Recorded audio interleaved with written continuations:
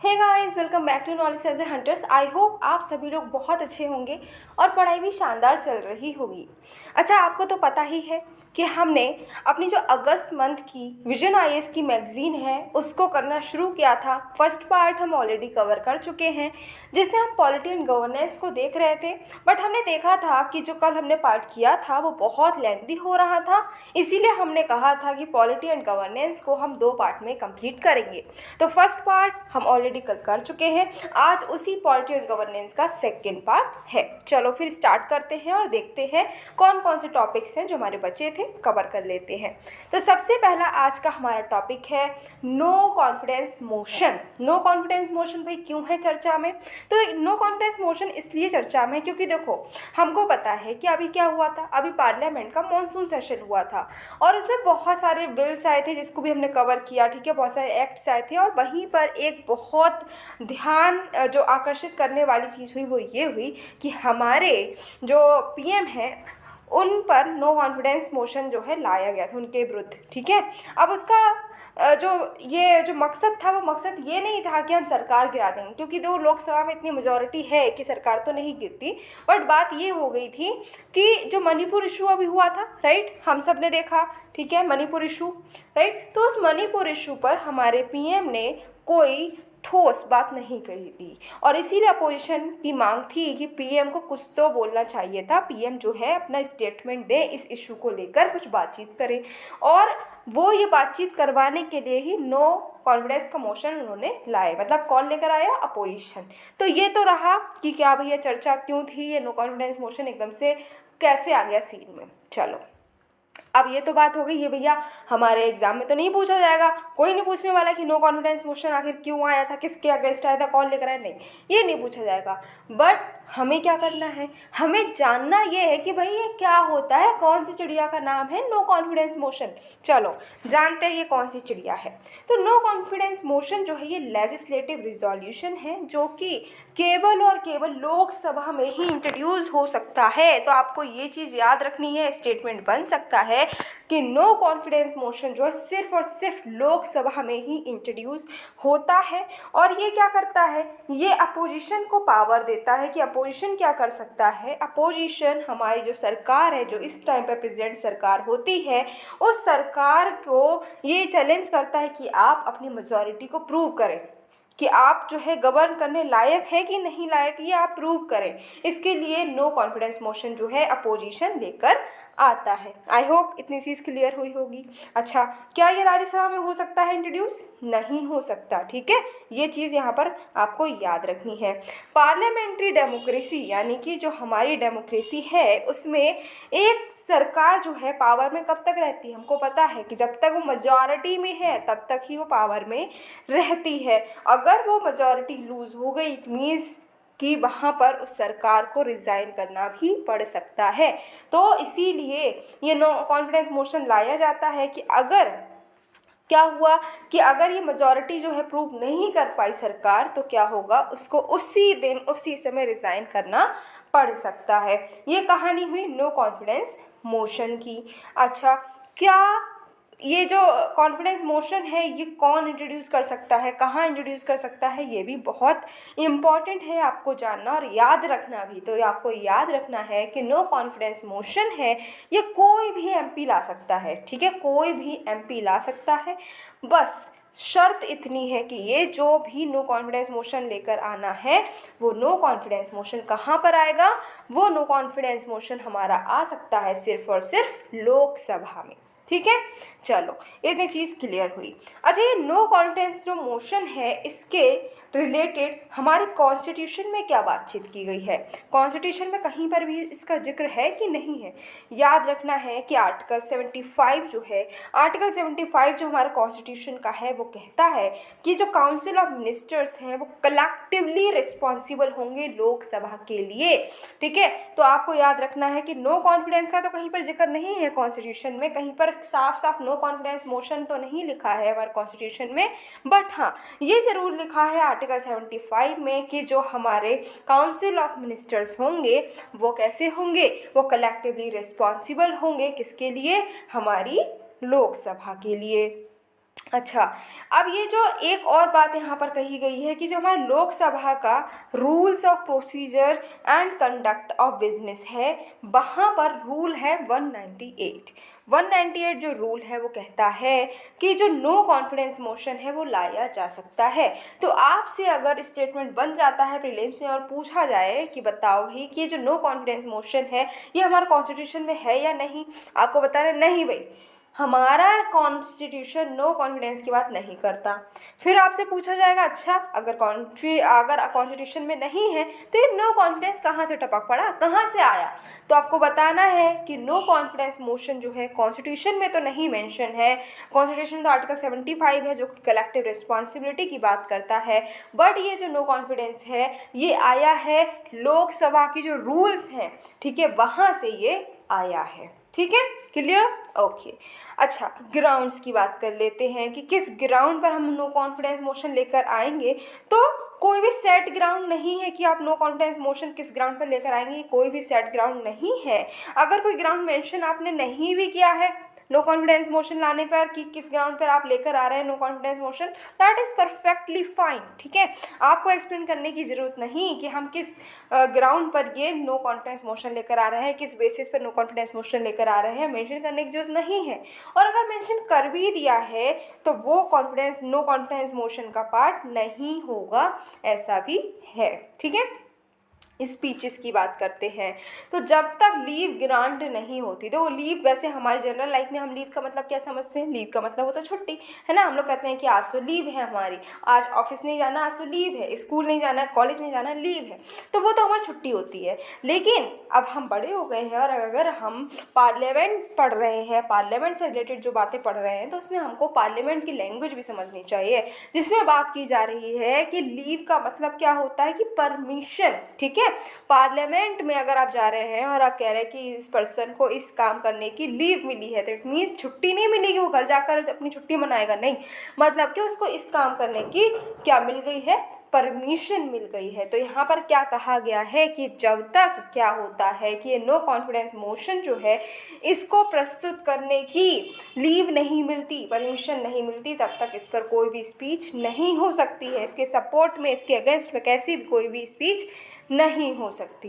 ठीक है, नेक्स्ट चीज़ आपको ये चीज़ याद रखनी है, रिपीट मोशन। रिपीट मोशन क्या है कि अगर क्या होता है कि हमारा जो एक सेशन चल रहा है, हमें पता ना BMW देखो, जो भी पार्लियामेंट नहीं पढ़ते हैं, जो पार्लियामेंट पॉलिटी ये नहीं पढ़ रहे, तो उनके लिए तो BMW अपनी शानदार सी गाड़ी है, बट हम लोगों के लिए, ठीक है, पार्लियामेंट को पढ़ने वाले लोगों के लिए, पॉलिटी को पढ़ने वाले लोगों के लिए BMW का मतलब क्या होता है बताओ, बजट, मॉनसून, विंटर, और ये क्या है, तीनों सेशंस हैं हमारे पार्लियामेंट के, राइट। तो BMW यानी कि जो तीनों सेशन हैं, इनमें एक पर्टिकुलर सेशन की अगर हम बात कर लें, कोई भी सेशन हो सकता है, बजट सेशन, मॉनसून सेशन या फिर विंटर सेशन, किसी भी सेशन में क्या हो रहा है कि अगर एक बार नो कॉन्फिडेंस मोशन लेकर आया गया, ठीक है, बहुत सही, ले आए, अब वो नो कॉन्फिडेंस मोशन जो है अगर वो पास नहीं हो पाया, ठीक है, अब जो अपोजिशन है उसने अपनी मेजॉरिटी जो है प्रूव कर दी और हमारा नो कॉन्फिडेंस मोशन पास नहीं हो पाया, तो ऐसा नहीं है कि अरे ये पास नहीं हो पाया हम दोबारा लगा देंगे नो कॉन्फिडेंस मोशन, नहीं कर सकते। एक सेशन में एक ही बार नो कॉन्फिडेंस मोशन को लाया जा सकता है, रिपीट नहीं किया जा सकता, आपको ये चीज़ याद रखनी है। ठीक है, ओके। अब ये नो कॉन्फिडेंस मोशन का प्रोसेस क्या होता है, यूजुअल प्रोसेस आखिर है क्या, नो कॉन्फिडेंस मोशन कैसे आया, कैसे होगा, क्या होगा, इसको समझते हैं। तो देखो, नो कॉन्फिडेंस मोशन कैसे आता है, जो हाउस है, ठीक है, लोकसभा, ठीक है, वो क्या करता है, वो बताता है, वो ये कहता है कि हमें ये जो काउंसिल ऑफ मिनिस्टर्स है ना, इनकी जो मेजॉरिटी है इस पर भी डाउट आ रहा है, हमें इन कॉन्फिडेंस देखना है इनका कि क्या भाई ये मेजॉरिटी में है या नहीं है। ठीक है, हाउस ने अपनी इच्छा जाहिर कर दी। अब स्पीकर जो है वो उस चीज़ को देखेंगे। अब ये ऐसे नहीं होता कि इच्छा जाहिर करने का मतलब ये है कि बैठे हैं सभी नेता लोग और बैठे बैठे चाय कॉफ़ी चल रही है और बीच में बोल पड़े कि नहीं हमको ऐसा लग रहा है कि ये जो मेजॉरिटी में नहीं है, जो नो कॉन्फिडेंस ले आते हैं, ऐसा नहीं होता। एक प्रॉपर जो है इनको डॉक्यूमेंट जो है अपना लेकर जाना पड़ेगा स्पीकर के सामने और वहाँ पर अपनी बात रखनी होगी इस मोशन के ज़रिए कि हम जो है नो कॉन्फिडेंस मोशन लाना चाहते हैं क्योंकि हमको ऐसा लगता है कि ये जो हमारी रूलिंग पार्टी है इसकी मेजॉरिटी अब नहीं है। अब स्पीकर क्या करेंगे, स्पीकर के सामने मुद्दा तो आ गया, तो स्पीकर क्या करेंगे, उस मुद्दे को एनालाइज करेंगे, देखेंगे क्या ऐसा सच में है कि नो कॉन्फिडेंस मोशन लाने की ज़रूरत है या नहीं। अगर उनको लगता है कि भाई जो मोशन है ये लाने की ज़रूरत है, तो क्या होगा कि जो मेंबर है, ठीक है, अब मेंबर जो है वो लीव मांगेगा, वो कहेगा कि हमको परमिशन दीजिए कि हम ये नो कॉन्फिडेंस मोशन ला सकें। स्पीकर क्या करेंगे, स्पीकर पूछेंगे, ठीक है, कि कौन कौन जो है इस कौन कौन जो नेता हमारे हैं वो इस चीज़ के फेवर में है कि नो कॉन्फिडेंस मोशन लाना चाहिए। 50 लोगों ने भी कहा अगर कि हाँ हम ये फेवर में है कि नो कॉन्फिडेंस मोशन आना चाहिए, तभी ये नो कॉन्फिडेंस मोशन आएगा, अदरवाइज़ नहीं आएगा। तो आपको यहाँ पर ये चीज़ बस इतनी याद रखनी है कि नो कॉन्फिडेंस मोशन लाने के लिए 50 लोग जो हैं वो परमिशन दें, वो अपना एग्रीमेंट दें कि हाँ हम ये चाहते हैं कि नो कॉन्फिडेंस मोशन आना चाहिए। 50 लोगों से कम लोगों ने अगर अपना फेवर दिखाया तो नहीं हो पाएगा, ठीक है। और जब ये चीज़ पास हो गई, परमिशन मिल गई कि हाँ नो कॉन्फिडेंस मोशन लाया जाएगा, तो आपको याद रखना है कि 10 दिन के अंदर अंदर जो है वो आपकी जो डिबेट होती है वो होगी, ठीक है। ये होता है यूजुअल आपका प्रोसीजर। अब यहाँ पर आपको याद क्या क्या रखना है, जो पूरी कथा तो आपको समझ में आ ही चुकी, वो क्वेश्चन आएगा आप कर देंगे, बट याद रखने की चीज़ ये है कि आपको पता होना चाहिए कि जो आपका डिबेट होगी नो कॉन्फिडेंस मोशन पर वो होगी 10 दिनों के अंदर अंदर। जिस दिन से मोशन पास हो गया उस दिन के 10 दिन के अंदर अंदर, ठीक है। और 50 लोगों की परमिशन यहाँ पर लगेगी, ठीक, ओके। अब ये नो कॉन्फिडेंस मोशन जो है इसकी इम्प्लीकेशन को भी देख ही लेते हैं। तो क्या होता है, नो कॉन्फिडेंस मोशन लाएंगे अगर हम, तो इससे क्या होगा, तो पहली चीज़ पॉलिटिकल वैक्यूम क्रिएट हो जाएगा। मतलब क्या कि अगर सपोज करो नो कॉन्फिडेंस मोशन हम लेकर आ रहे हैं तो इसका मतलब सरकार गिर जाएगी, ठीक है, इसीलिए हम लेकर आ रहे हैं। सरकार गिर गई मतलब वो उसी टाइम पर रिज़ाइन कर देगी। अगर उन्होंने उसी टाइम पर रिज़ाइन कर दिया तो अब उनकी जगह कौन लेगा, एकदम से कोई तैयार तो नहीं बैठा होता ना, कुछ टाइम तो लगेगा, 1 दिन 2 दिन तो लगेंगे ही ना। तो उस टाइम तक क्या रहेगा, हमारी कंट्री में पॉलिटिकल वैक्यूम हो जाएगा, उस पावर को संभालने के लिए कोई नहीं है, ठीक है।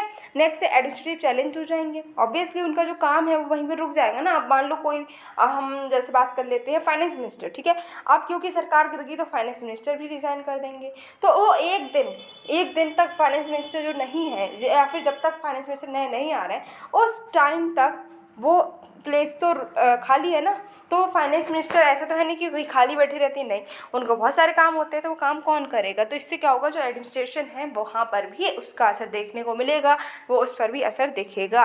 पार्लियामेंट्री एफिशिएंसी, इस पर भी हम बात कर सकते हैं कि क्या होगा कि टाइम का यूटिलाइजेशन अच्छा नहीं हो पाएगा, ठीक है। पार्लियामेंट में इतने सारे काम होते हैं करने का, इतने सारे मुद्दा होते हैं जिन पर हमें चर्चा करनी चाहिए, बट उनको हमने साइड लाइन करके हम बैठ गए नो कॉन्फिडेंस लेकर, ठीक है। तो अभी क्या हो गया कि इससे क्या होता है, जो कीमती समय है पार्लियामेंट का वो इसमें वेस्ट हो जाता है। अच्छा, moving towards our next topic हमारा है मीडिएशन बिल 2023। अब ये क्या है, चलो जानते हैं। तो दोनों ही हाउसेस, क्योंकि अभी देखो अभी हम जो पॉलिटी की बातें कर रहे हैं ना, चाहे हम कल की बात कर लें, कल जितनी हमने डिस्कशन की है, या हम आज की बात कर लें, मेनली हम इसमें जो है जो भी हमें असर देखने को मिल रहा है, जो टॉपिक्स देखने को मिल रहे हैं वो कहाँ से रिलेटेड हैं, वो हमारे मानसून सेशन से रिलेटेड हैं। क्योंकि अभी क्या हुआ था, मानसून सेशन हुआ था, इसी वजह से उससे ही रिलेटेड टॉपिक्स देखने को मिल रहे हैं, क्योंकि बहुत सारी चर्चा हुई, बहुत सारी बातें हुई थी, पॉलिटी से रिलेटेड वही चीज़ न्यूज़ में रही है, ठीक है। तो अब फिर से, क्योंकि हमने कल भी कई सारे बिल्स डिस्कस किए थे, आज भी करेंगे। आज हम देख रहे हैं मीडिएशन बिल को। तो मीडिएशन बिल जो है दोनों ही हाउसेस, मतलब मेरा और आपका हाउस नहीं, ऑब्वियसली राज्यसभा एंड लोकसभा, इन्होंने क्या किया है, मीडिएशन बिल 2023 को पास कर दिया है। अब ये मीडिएशन बिल क्या है, तो मीडिएशन बिल जो है ये क्या कर रहा है, ये कह रहा है कि जो हमारा ऑल्टरनेटिव डिस्प्यूट रिजोल्यूशन है इसके अंतर्गत आप मीडिएशन को यूज़ करें, इसके लिए ये जो है मीडिएशन बिल लाया गया है। मीडिएशन बिल 2023 की बात करें तो इसमें सबसे पहले तो इन्होंने यही बताया है कि भाई मीडिएशन होता क्या है। मीडिएशन का मतलब है कि हम क्या कर रहे हैं, expression mediation, pre litigation mediation, online mediation, community mediation, conciliation, expression, ये सारी चीज़ें मीडिएशन के अंडर आती हैं। अब समझो ये है क्या, पूरी कथा देखो क्या होता है। दो पार्टीज़ हैं, ठीक है, दो पार्टीज़ हैं, उनके बीच में कोई झगड़ा है। सपोज करो कि क्या है, एक लोग का घर ये है, एक लोग का घर ये है, ठीक है, ठीक, दो लोग के घर हैं।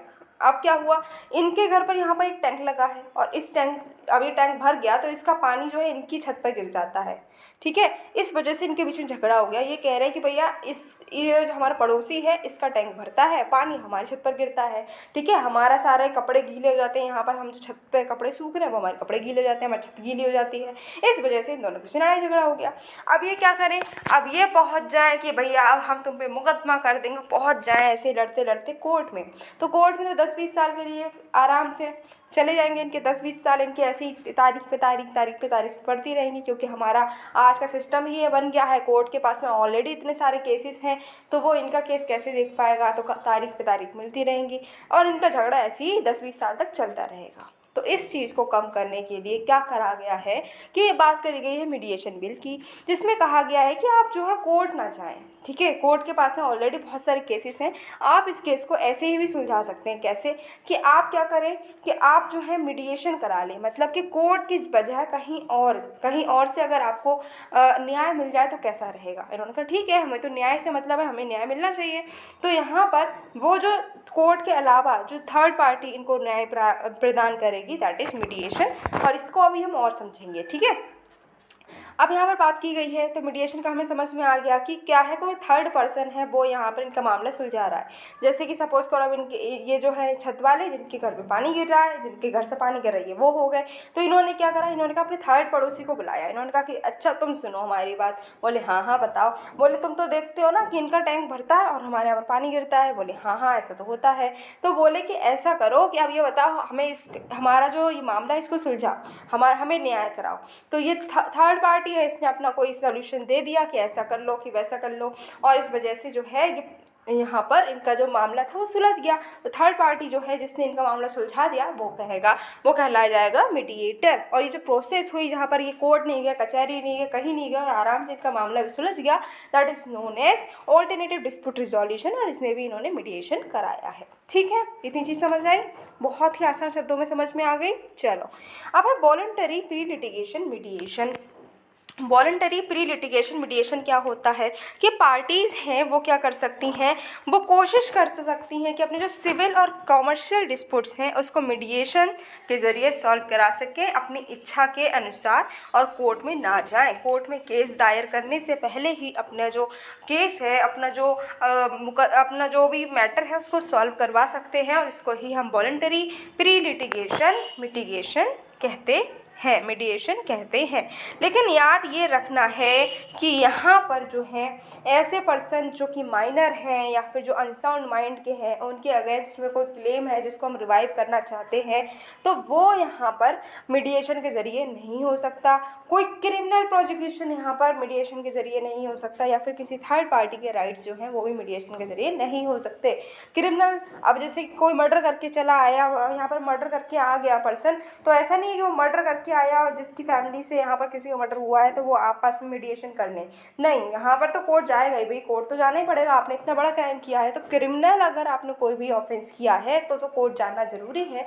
बट अगर छोटे मोटे जैसे किसी ने चोरी कर ली, किसी ने किसी की वॉच चुरा ली, ठीक है, तो वहाँ पर आप पहुँच जाए कोर्ट, तो नहीं, ऐसा नहीं है, तो आप यहाँ पर मीडिएशन कर सकते हैं, ठीक है। तो ऐसे छोटे मोटे जो झगड़े वगड़े होते रहते हैं उसके लिए मीडिएशन यहाँ पर लाया गया है, ठीक है।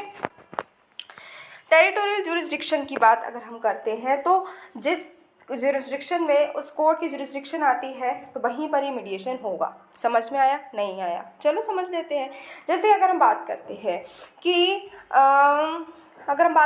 कि कोई पर्सन दिल्ली में रह रहा है, ठीक है, और उस एरिया में जुरिस्डिक्शन किसका आता है, दिल्ली हाई कोर्ट का आता है, तो वहाँ पर जो मीडिएशन का बोर्ड होगा, ठीक है, जो इनकी मीडिएशन कराई थर्ड पार्टी होगी उसका जुरिस्डिक्शन में कहाँ आना चाहिए, उसी दिल्ली हाई कोर्ट के जुरिस्डिक्शन के अंडर आना चाहिए, तब यहाँ पर ये मीडिएशन माना जाएगा। लेकिन अगर ऑनलाइन मीडिएशन होता है तो कोई भी यहाँ पर जुरिस्डिक्शन में टेरिटरी की कोई भी लेन देन नहीं है, कोई पर्सन कहीं से जो है मीडिएशन करा सकता है। तो ऑनलाइन मोड में टेरिटरी नहीं आएगी, बट अगर आप जो है पर्सनली मिलकर मीडिएशन करा रहे हैं तो वही जुरिस्डिक्शन लगेगा जो हाई कोर्ट का लगने वाला है वहाँ पर, ठीक है।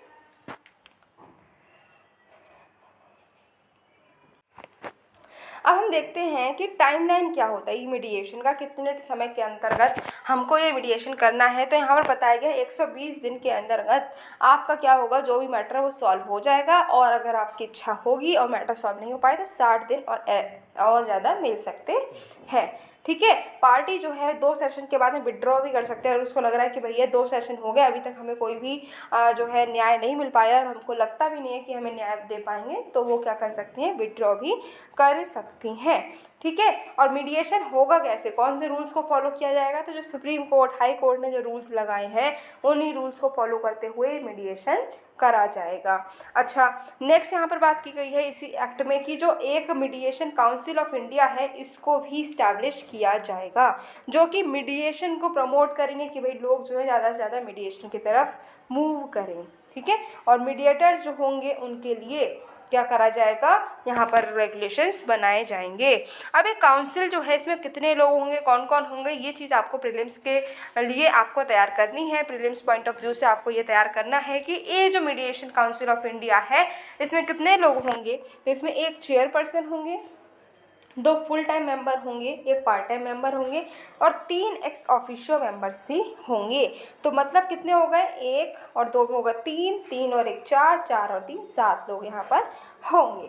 ठीक है, फिर हम मीडिएशन सर्विस प्रोवाइडर्स कौन होंगे उसको भी इस एक्ट में डिफाइन किया गया है। कहा गया है कि एक बॉडी या फिर ऑर्गेनाइजेशन होंगे जिसको ये जो हमारी काउंसिल है, मीडिएशन काउंसिल ऑफ इंडिया, वो रिकॉग्नाइज करेगी कि ये जो लोग हैं, ये जो बॉडी है, ये ऑर्गेनाइजेशन है, ये क्या करेंगे, मीडिएशन प्रोवाइड करेंगी। ठीक है, अब यहाँ पर conduct of community mediation, community mediation भी हो सकती है कि कोई एक लोकेलिटी की लोग जो है उनकी शांति भंग हो रही है, उनके बीच में हार्मनी भंग हो रही है, तो वहाँ पर जो है डिस्प्यूट, अगर ऐसा कोई डिस्प्यूट होता है जहाँ पर पूरी एक लोकेलिटी जो है अफेक्ट होती है, तो उनका मीडिएशन जो है वो 3 लोग जो होंगे उनका पैनल करेगा। ठीक है, इन्फोर्सिबिलिटी क्या है कि ये जो भी मीडिएटर्स हैं जो भी फैसला देंगे वो बाइंडिंग होगा और एनफोर्सेबल होगा। जैसे कि एक हाई कोर्ट, जैसे कि किसी कोर्ट ने, सबऑर्डिनेट कोर्ट ने या फिर सुप्रीम कोर्ट ने कोई फैसला सुनाया हो, जिस तरीके से वो माना जाता है उसी तरीके से ये भी माना जाएगा। ठीक है, और क्या हम इसमें कोई अपील नहीं कर सकते, ऑब्वियसली कर सकते हैं, 90 दिनों के अंदर अंदर हमको ये अपील करनी है। अब हम बात करते हैं कि ऑल्टरनेटिव डिस्प्यूट रिजोल्यूशन आखिर होता क्या है, क्योंकि हमने देखा कि मीडिएशन भी ऑटोमेटिक डिस्प्यूट रिजोल्यूशन का ही एक पार्ट है। ठीक है, तो हम ऑटोमेटिक डिस्प्यूट रिजोल्यूशन की अगर हम बात करें तो इसका मतलब है कि अलग अलग तरीके से कैसे लोग न्याय को प्राप्त कर सकते हैं कोर्ट जाए बिना, क्योंकि हमें पता है कोर्ट के ऊपर बहुत बर्डन है, बहुत सारे केसेस हैं। अभी हमने देखा भी था कि लगभग 4.5 करोड़ केसेस जो हैं कोर्ट पर पेंडिंग चल रहे हैं। ठीक है, तो इतने करोड़, ठीक है, लाख की भी बात नहीं, करोड़ों में बात पहुंच चुकी है, तो इतने जो केसेस हैं पेंडिंग चल रहे हैं, तो वो और केसेस ना ऐड हम करें और हम ऑल्टरनेटिव तरीके से न्याय को जल्दी से जल्दी प्राप्त कर सकें। इसके लिए जो मैकेनिज्म्स हमने लिए हैं उन्हीं को हम ऑल्टरनेटिव डिस्प्यूट रिजोल्यूशन बोलते हैं। ठीक है, इसमें अलग अलग तरीके से जो है मीडिएशन हो सकता है। जैसे पहला है आर्बिट्रेशन। यहाँ पर क्या कहा गया है कि जो डिस्प्यूट का प्रोसीजर है वो सबमिट किया गया है, लोगों ने, जो पार्टी हैं वो एग्री कर चुकी हैं। ठीक है, और वो वहाँ पर जो एक आर्बिट्रेटर मतलब कि मीडिएटर, ठीक है, वो जो डिसीजन देगा वो बाइंडिंग होगा। तो इसको कहते हैं आर्बिट्रेशन। मतलब क्या कि अपनी जो भी बातें हैं दोनों पार्टी ने समझा दी, बता दी एक सामने वाले बंदे को, और उसने जो फैसला सुनाया वो बाइंडिंग है, तो उसको हम बोलते हैं आर्बिट्रेशन। कंसिलिएशन में क्या होता है कि नॉन बाइंडिंग प्रोसीजर, मतलब कि ये इसमें जो फैसला दिया जाएगा वो बाइंडिंग नहीं होगा, जो पार्टीज़ हैं वो म्यूचुअली अपना जो भी मैटर वो सॉल्व करवा पा रही हैं।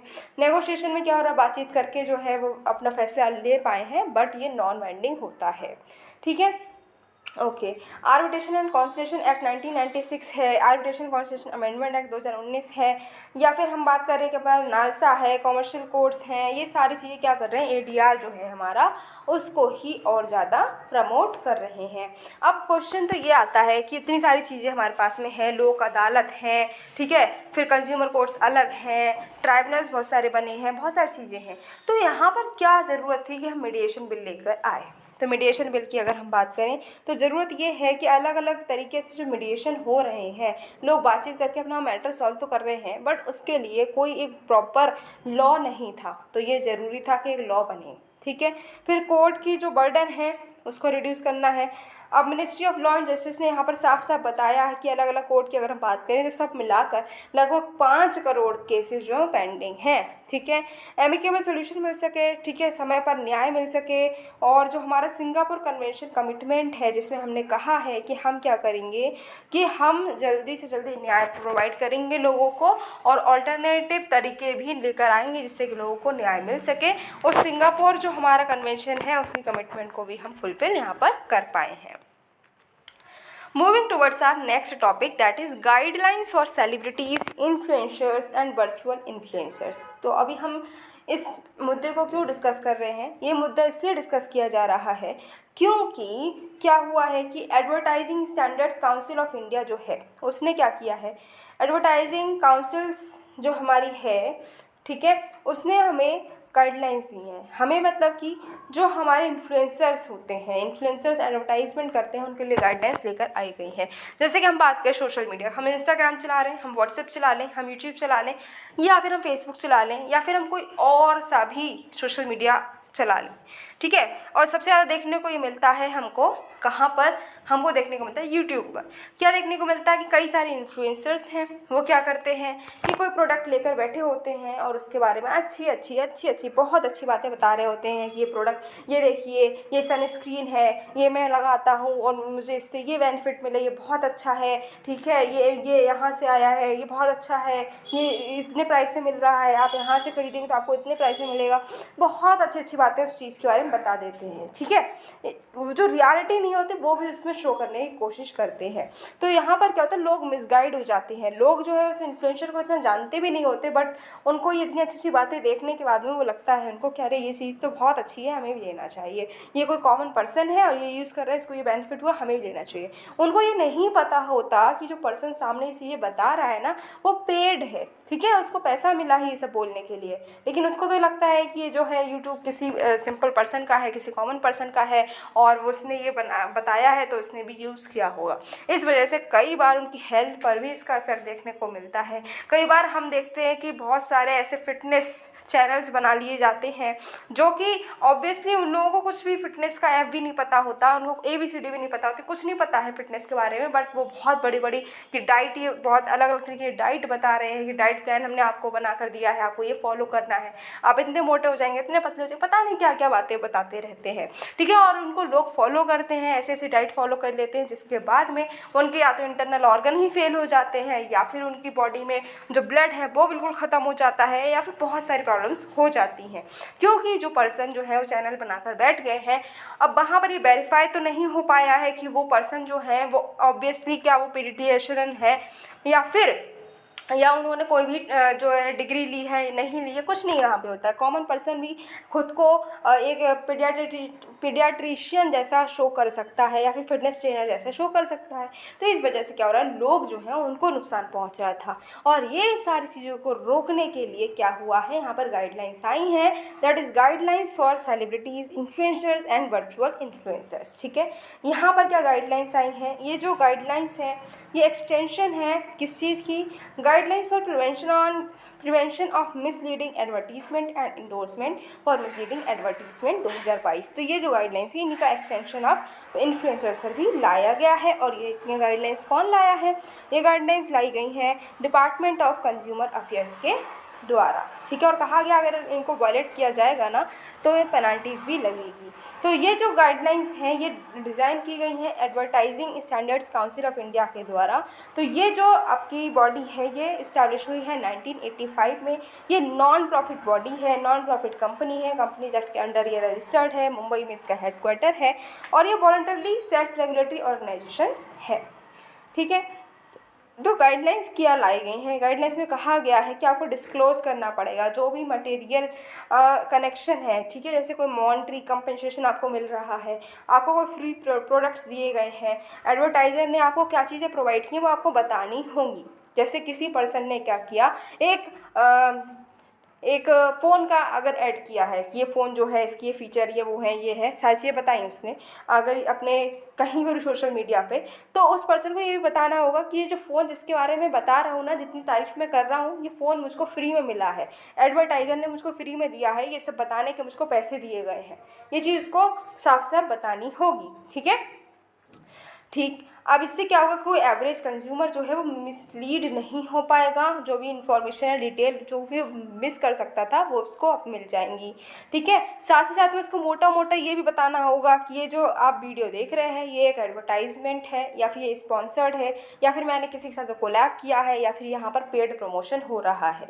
ठीक है, जैसे मैंने आपको पहले ही बताया कि जैसे क्या होता है ना कि लोग जो हैं वो अब किसी बात करें, अगर हम सनस्क्रीन का ही ले लेते हैं, तो सनस्क्रीन का अगर ऐड कर रहे हैं ना कि ये सनस्क्रीन इतना अच्छा है, ये है, वो है, सारी बातें बताई, तो वहाँ पर उनको बताना होगा, या तो उनकी वीडियो पर सामने लिख कर आना चाहिए, या फिर वो खुद बताएं कि ये जो है, जो भी बातें मैं बता रहा हूँ ये एक एडवर्टाइजमेंट है, या फिर ये पेड प्रमोशन है, इसके बदले मुझको पैसे मिले हैं। ठीक है, फिर ड्यू डिलिजेंस मतलब क्या कि उनको जो भी लोग उस चीज़ के बारे में ऐड कर रहे हैं, किसी प्रोडक्ट के बारे में ऐड करा जा रहा है, तो उससे पहले उनको वो खुद ट्राई करना होगा।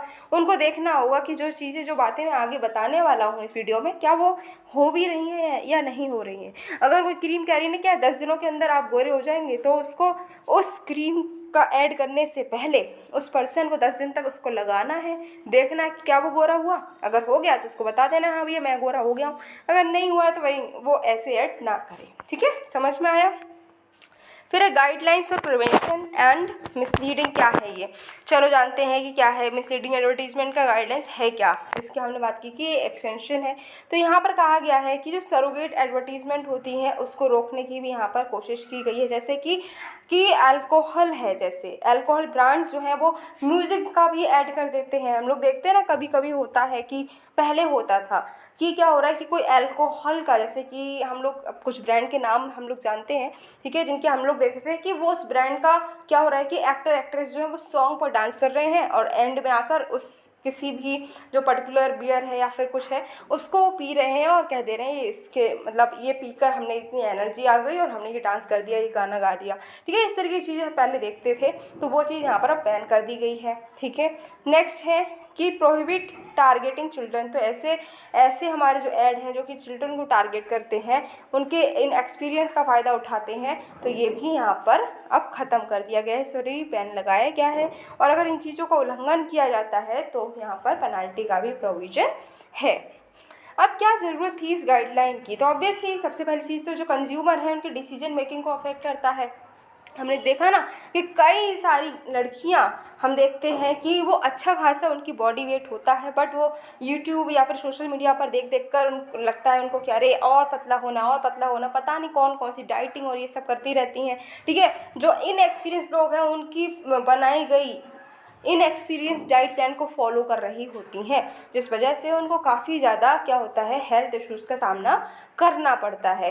ठीक है, तो इससे क्या हुआ, उनकी डिसीजन मेकिंग अफेक्ट हुई ना, तो ये इसलिए भी हमें चाहिए कि ऐसी गाइडलाइंस होनी चाहिए, क्योंकि निगेटिव कॉन्सिक्वेंस हो सकते हैं हेल्थ पर। ठीक है, और फाइनेंशियल लॉस भी हो सकता है।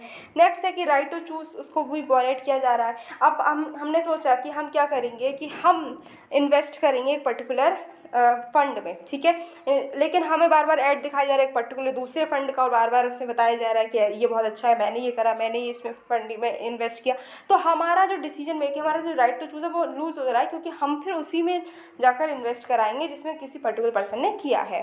ठीक है, नेक्स्ट है कि लोगों को सेलिब्रिटीज़ के बारे में तब भी काफ़ी चीज़ें पता होती हैं, बट ये इन्फ्लुएंसर्स के बारे में कुछ नहीं पता होता, और हम इन्फ्लुएंसर्स को फॉलो करते रहते हैं अंधाधुंध, और उसकी वजह से हमें नुकसान पहुंचता है। ठीक है, फिर डिसेप्टिव मार्केटिंग भी होती है कि एक एडवर्टीजमेंट है, वो अपने पोस्ट तो कर दिया बट हम ये नहीं बता रहे कि ये एडवर्टीजमेंट है, तो ये इसी को हम डिसेप्टिव मार्केटिंग कहते हैं। इन सारी चीज़ों को रोकने के लिए ही ये गाइडलाइंस लेकर हम आए हैं। Moving towards our next topic that talks about the registration of birth and death amendment act 2023। ठीक है, तो इसमें क्या कहा गया है कि जो registration of birth and death act है 1969 का, उसको अमेंड अब किया जाएगा। तो यहाँ पर जो हम 1969 वाला हमारा एक्ट है उसमें बात करें, तो इसमें कहा गया है कि जो हमारे बर्थ और डेथ हैं उनको दोनों को ही रेगुलेट और रजिस्टर करने के लिए ये एक्ट लेकर हम आए थे। ठीक है, इसमें कहा गया कि एक रजिस्ट्रार जनरल भी होना चाहिए इंडिया का और सेंट्रल गवर्नमेंट उसको अपॉइंट करेगी। ठीक है, चीफ रजिस्ट्रार, डिस्ट्रिक्ट रजिस्ट्रार और रजिस्ट्रार टू भी अपॉइंटेड होंगे हर स्टेट में, और स्टेट गवर्नमेंट जो है वो इनको अपॉइंट करेंगी। कुछ पर्सन जो हैं वो रिपोर्ट करेंगे रजिस्ट्रार को। ठीक है, जैसे कि किसी बच्चे का जन्म होता है, ठीक है, तो जो हॉस्पिटल अथॉरिटी है वो रजिस्ट्रार को ये इन्फॉर्म करेगी कि हाँ एक बच्चा जो है उसका जन्म हुआ है। और किसी पर्सन की अगर डेथ होती है तो ये ड्यूटी बनती है कि अगर उस पर्सन की डेथ घर पर हुई है तो उस घर का हेड जाकर इन्फॉर्म करेगा रजिस्ट्रार को कि इस पर्सन की डेथ हो गई है। ठीक है, और अगर हॉस्पिटल में होती है तो उस मेडिकल पर्सन, जो भी मेडिकल से रिलेटेड प्रैक्टिशनर है, उसको ये बात बतानी होगी। ठीक है, आपको याद रखना है कि जो बर्थ एंड डेथ का जो रजिस्ट्रेशन है ये किस लिस्ट में आता है, तो ये कंकरेंट लिस्ट में आता है। इससे रिलेटेड जो भी लॉज हैं वो हमारे centre as well as state दोनों ही बना सकते हैं। ठीक है, 2019 की अगर हम बात करें तो बर्थ कितने हुए हैं, 93% बर्थ जो है उनका रजिस्ट्रेशन हुआ, और डेथ जो है उसका 92% डेथ का रजिस्ट्रेशन हुआ है। Birth and death amendment act 2023 की बात करें तो डेटाबेस की अगर हम बात करते हैं तो इसमें कहा गया है कि रजिस्ट्रार जनरल ऑफ इंडिया जो है वो एक नेशनल डेटाबेस को मेंटेन करेंगे कि पूरी इंडिया में कितने लोग पैदा हो रहे हैं, कितने लोग की डेथ हुई है, उसका नेशनल लेवल पर भी एक डेटाबेस को मेंटेन किया जाएगा। ठीक है, ये जो नया एक्ट आया है उसके प्रोविजन है। इसमें कहा गया है कि चीफ रजिस्ट्रार और रजिस्ट्रार जो हैं वो डेटा को शेयर भी करेंगे नेशनल डेटाबेस में। ठीक, अच्छा, और ऐसा ही डेटा स्टेट लेवल पर भी मेंटेन किया जाएगा। इलेक्ट्रॉनिक सर्टिफिकेट्स प्रोवाइड किए जाएंगे, जैसे हम बोलते हैं ना बर्थ सर्टिफिकेट, डेथ सर्टिफिकेट, तो ये इलेक्ट्रॉनिक वे में भी प्रोवाइड किए जाएंगे। आधार को इससे लिंक किया जाएगा। जितने भी डेटाबेस हमारे स्टेट्स के हैं और स्टेट्स के, जैसे कि हमारे पॉपुलेशन का रजिस्ट्रार है या फिर इलेक्टोरल रोल है, राशन कार्ड है, सबको आपस में जोड़ दिया जाएगा, इनके डेटा को जोड़ा जाएगा आपस में।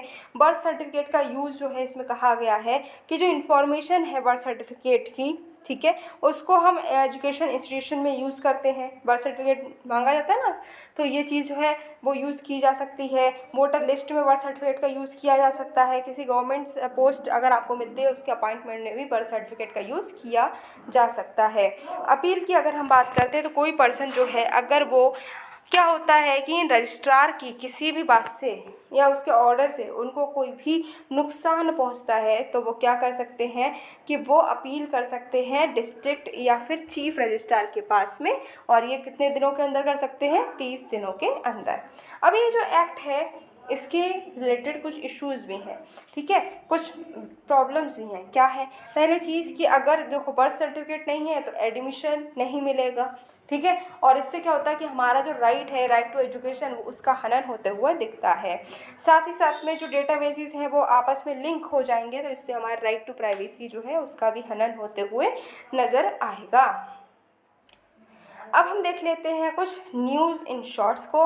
तो इसमें पहला जो बिल है that is press and registration of periodicals bill 2023। तो ये जो है राज्यसभा में इंट्रोड्यूस किया गया है, और ये जो बिल है ये press and registration of books act 1867 को रिप्लेस करेगा। ठीक है, अब यहाँ पर कहा गया कि कई सारे ऑफेंसेस जो हैं उनको हमने डीक्रिमिनलाइज कर दिया है, मतलब कि वो ऑफेंसेस हैं उसमें अब पेनाल्टी तो लगेगी, ऑफेंस किया तो पेनाल्टी तो लगेगी, बट आपको जेल नहीं होगी। ठीक है, साथ ही साथ में एक अपीलेट बोर्ड जो है वो भी प्रोवाइड किया गया है। अब जो है अगर किसी पर्सन को ग्रीवांस है तो वो अपील भी कर सकता है। उस अपीलेट बोर्ड में जो है चेयरमैन जो होंगे प्रेस काउंसिल ऑफ इंडिया के, वो उसको हेड करेंगे। ठीक है, साथ ही साथ में जो पर्सन है जिन्होंने क्या किया है कि कन्विक्ट हो गए हैं, ठीक है, उन्होंने ऐसा ऑफेंस किया है जैसे कि टेररिस्ट कोई एक्टिविटी की है या फिर अनलॉफुल एक्टिविटी की है यूएपीए के अंडर, तो उनका कोई बुक जो है या फिर उनकी जो पीरियोडिकल है वो सस्पेंड हो जाएगा, वो पब्लिश नहीं होगा। ठीक है, नेक्स्ट बात करते हैं एडवोकेट्स अमेंडमेंट बिल 2023 की। तो इसमें कहा गया है कि जो टाउट होते हैं ना, राज्यसभा ने एक ऐसा एक्ट पास किया है जिसमें कहा है कि जो टाउट हैं उनको पनिश किया जाएगा, और कुछ प्रोविजंस भी बनाए गए हैं। तो पहले तो ये जानो टाउट कौन होते हैं। तो टाउट का मतलब कोई ऐसा पर्सन जो कि हमारे जो कोर्ट्स हैं, लीगल प्रैक्टिशनर हैं, उनको उनका काम नहीं करने दे रहे हैं, तो उन लोगों को अब प्रीमाइसेस में नहीं घुसने दिया जाएगा, यही ये एक्ट बता रहा है। और इसी के साथ साथ हमारा जो पॉलिटी एंड गवर्नेंस, जिसको हमने 2 पार्ट में कंप्लीट किया है, वो अब कंप्लीट हो चुका है। कल हम इंटरनेशनल इंटरनेशनल रिलेशंस को पढ़ेंगे। ऐसे ही पार्ट बाय पार्ट हम सारी मैगज़ीन को कवर करते हैं और इसको भी कवर करेंगे। आई होप आपको समझ आया होगा और जो करंट अफेयर का डर है वो अब धीरे धीरे ख़त्म हो रहा होगा। अगर ऐसा हो रहा है तो आपको क्या करना है, वीडियो को लाइक करना है, शेयर करना है, चैनल को सब्सक्राइब करना है, जिससे कि आने वाली वीडियो की नोटिफिकेशन आप तक पहुंच सके।